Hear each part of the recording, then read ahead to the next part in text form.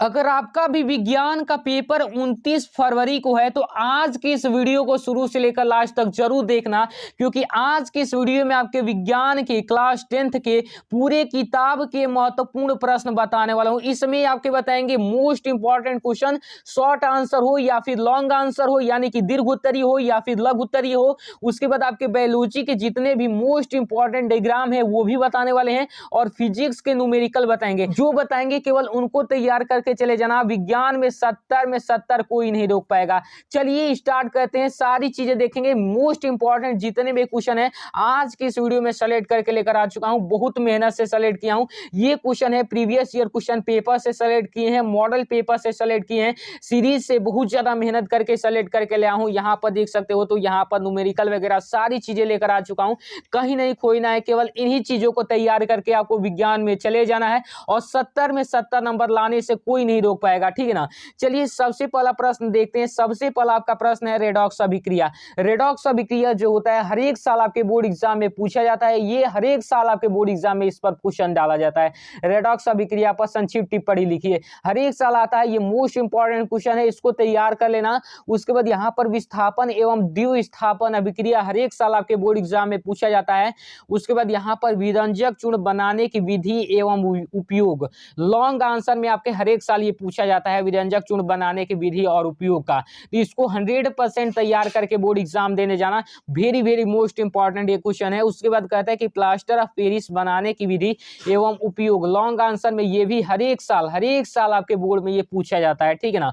उसके बाद यहाँ पर अयस्क एवं खनिज में अंतर, वेरी वेरी मोस्ट इंपॉर्टेंट ये भी क्वेश्चन है। हर एक साल आपके बोर्ड एग्जाम में ये क्वेश्चन डाला जाता है कि अयस्क और खनिज में क्या अंतर है, स्पष्ट कीजिए। उसके बाद यहाँ पर समजातीय श्रेणी पर टिप्पणी, हर एक साल लगातार ये हर एक साल सातों सेट में ये क्वेश्चन पूछा जाता है कि समजातीय श्रेणी पर टिप्पणी दीजिए। इन क्वेश्चन को तैयार कर लोगे तो गारंटी देकर बोल रहा हूँ 1000% की इससे बाहर एक भी प्रश्न आपके बोर्ड एग्जाम में नहीं पूछे जाएंगे। उसके बाद संतृप्त तथा असंतृप्त हाइड्रोकार्बन पर लॉन्ग आंसर में हर एक साल ये क्वेश्चन डाला जाता है, ये ठीक है ना। उसके बाद साबुनीकरण पर टिप्पणी हर एक साल आपके बोर्ड एग्जाम में पूछा जाता है, वेरी वेरी मोस्ट इंपॉर्टेंट है और एग्जामिनर का ये फेवरेट क्वेश्चन है। साबुनीकरण और मिसेल पर टिप्पणी हर एक साल आपके बोर्ड एग्जाम में आता है। उसके बाद यहाँ पर कहता है कि सजीव तथा निर्जीव में क्या अंतर है, स्पष्ट कीजिए। हर एक साल आपके बोर्ड एग्जाम में ये भी पूछा जाता है, सजीव तथा निर्जीव में अंतर।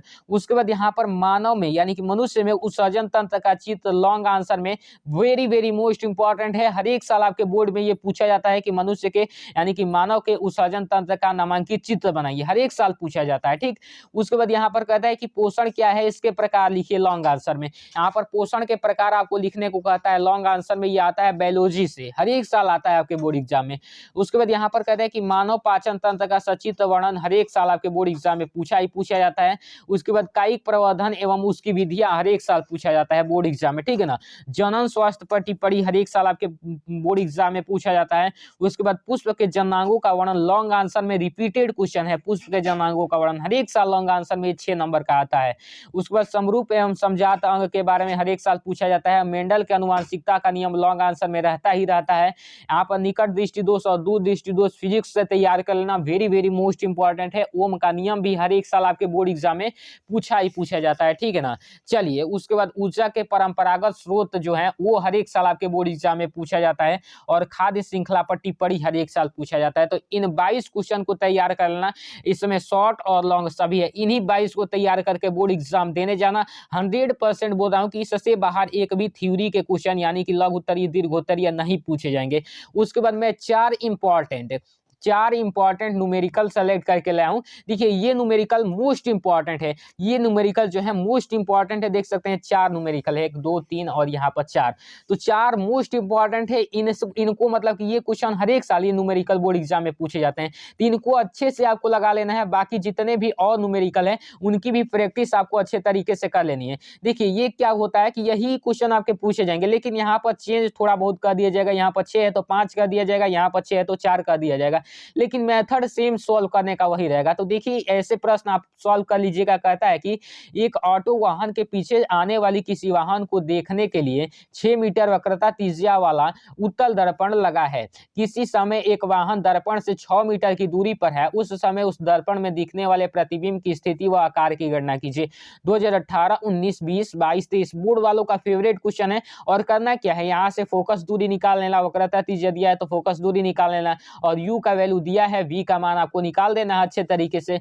उसके बाद यहाँ पर 2 नंबर में कहता है कि एक मनुष्य चश्मा पहनकर 25 सेंटीमीटर की दूरी पर स्थित वस्तु को यानी कि पुस्तक को स्पष्ट पढ़ सकता है। चश्मे में प्रयुक्त लेंस की क्षमता माइनस का 2 डायोप्टर है। बिना चश्मे के मनुष्य कितनी दूरी पर रखी वस्तु को स्पष्ट पढ़ सकता है। 2019, 20, 22, 23 हर एक साल पूछा जाता है।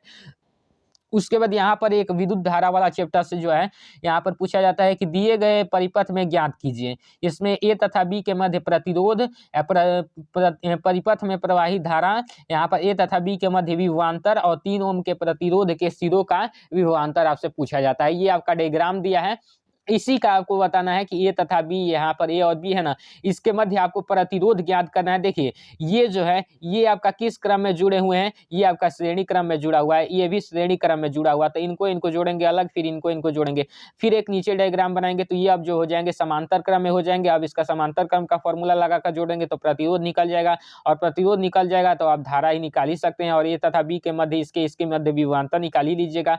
3 ओम के प्रतिरोध के बीच विभवांतर निकालना, तभी बराबर आई आर लगाकर यहाँ पर आर का वैल्यू दिया ही है और v का वैल्यू निकाल ही लेंगे, तो यहाँ पर ये 3 ओम के प्रतिरोध के बीच विभवांतर भी निकाल लेंगे अच्छे तरीके से, ठीक है ना। उसके बाद यहाँ पर ये एक इलेक्ट्रॉन जिसका द्रव्यमान 9 × 10⁻³ किलोग्राम, वो आवेश 6 × 10⁻19 कूलाम है, तथा एक शख्स के समांतर 3 × 10⁶ मीटर पर सेकंड के वेग से गति करता हुआ जेड अक्ष के समांतर कार्यरत 0.3 वेबर मीटर स्क्वायर के चुंबकीय क्षेत्र में प्रवेश करता है, उस पर कार्य करने वाले बल, त्वरण एवं बल की दिशा ज्ञात कीजिए। देखिए 2013, 15, 17, 22, 23 हर एक साल पूछा जाता है। ये आपका डायग्राम है और इसको ये अच्छे से कर लेना। तो ये मोस्ट इंपॉर्टेंट क्वेश्चन थे, इनको अच्छे से प्रैक्टिस कर लेना। और इनका सोल्यूशन अगर आपको चाहिए तो इसका PDF सोल्यूशन मिल जाएगा मेरे व्हाट्सएप ग्रुप पर, तो लिंक डिस्क्रिप्शन में दे दिया हूँ, जाकर वहाँ से ज्वाइन कर लीजिएगा। इन सबका सोल्यूशन वहाँ पर मिल जाएगा अच्छे तरीके से, चाहे डायग्राम हो, चाहे इंपॉर्टेंट क्वेश्चन हो, चाहे न्यूमेरिकल हो, सबका सोल्यूशन मिल जाएगा। तो जाकर ज्वाइन कर लीजिएगा। आज की वीडियो में बस इतना ही। मैं मिलता हूँ आपको नेक्स्ट वीडियो में, तब तक के लिए जय हिंद, वंदे मातरम।